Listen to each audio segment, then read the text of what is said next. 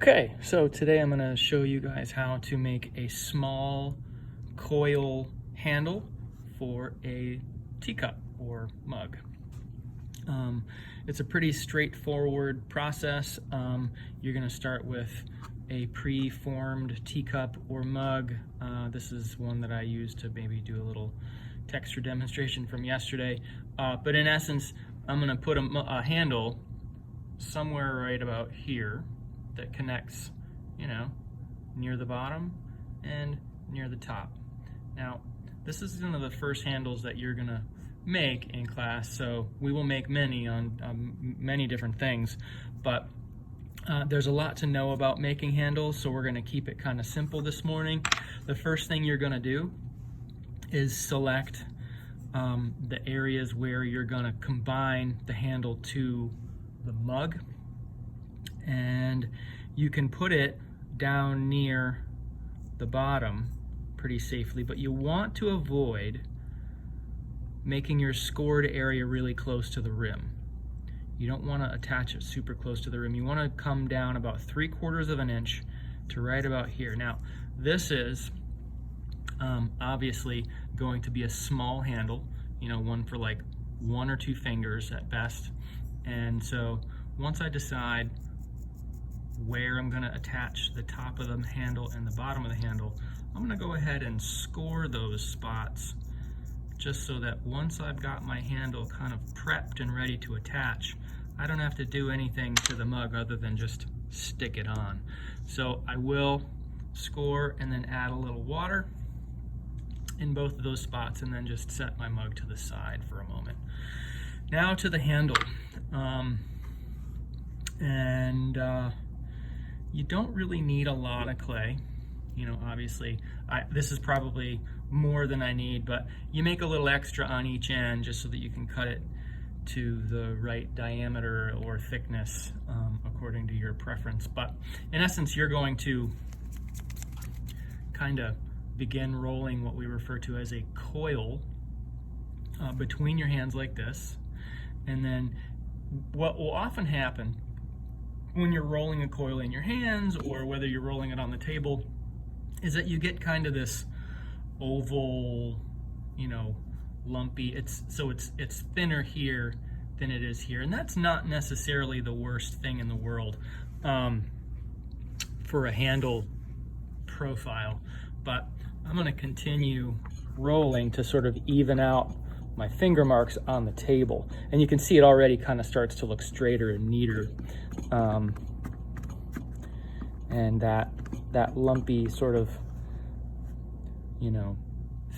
width to it is going to persist, and like I say, that's perfectly fine. So I feel like this is probably a nice width for this handle for a mug this size. It's a judgment call for you. I wouldn't want to make a handle this wide, obviously, because that's going to be really difficult to hold. And I also wouldn't want to make one super skinny, because you want your handle to be strong enough to where it will actually hold the weight of the cup comfortably. So I'm going to say this is probably just about the right width.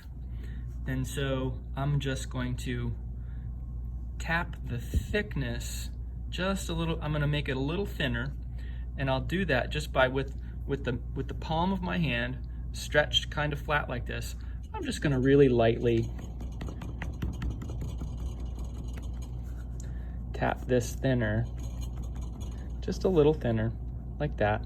That's just about perfect. It did make it a little wider, but I'm sort of partial to wider handles myself. So at this point, we've got the thickness established and the width established. Now we need to decide on a general length, and we're going to leave it long, but I do want to cut the point at which it'll connect to the top scored area of the mug in a specific way. So what you're going to do is decide on where you're going to cut it. And you want it to be like 4 inches long or so, and you'll wind up ripping off some extra when you attach it to the mug. But you're going to cut it at an angle. to create a wedge shape like that. And this is what I mean by a wedge shape. It's not a 90-degree blunt cut, it's cut in a wedge. So then I'm going to take the cut face of this wedge, and I'm going to score that because that's where it's going to connect to the mug. And then I'm going to attach a little bit, I'm going to put a little bit of water right there. And then I'm actually not going to score down where the bottom of the handle will connect, because I'm going to really give that a good press when it's attached. So the next part will be connecting the handle to the mug. It's pretty straightforward. There are ways to do this wrong, but in essence, you are looking to create a question mark shape out of your handle. So you're going to bend this over so that the scored area faces away from the handle. Now you can start to see that it's starting to kind of look like a handle. Your finger would rest right in there. So you may even want to use your finger as a guide for the thickness or the opening width. And then it becomes a question mark by just sort of bending it at the bottom, and this will be the face that connects to the bottom scored area on the mug. So I'm gonna attach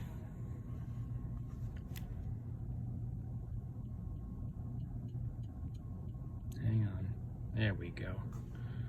I'm gonna attach this by putting the scored areas together where the mug will join at the top. And I'm holding this in place. This is tough to do at this angle, but anyway, I'm going to smooth this out just like this. And doing this is adding some nice compression to the scored area.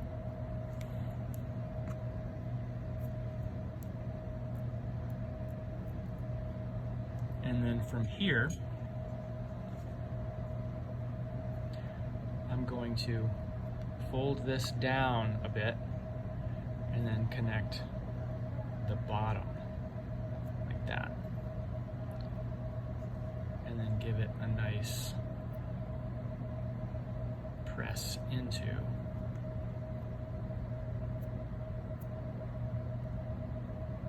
that bottom scored area. And one of the things you want to keep in mind about a handle is that handles should be relatively smooth and clean looking, because you have to touch it with your hands, and your hands, you know, are sensitive. So that's what it should look like. It should be oriented perpendicular to the bottom. It shouldn't be at an angle or weird. So that's what your handles should look like. And you want to cover this up lightly. So like drape your plastic bag that you've kept them covered with. Just kind of drape that over it to dry like that over the weekend.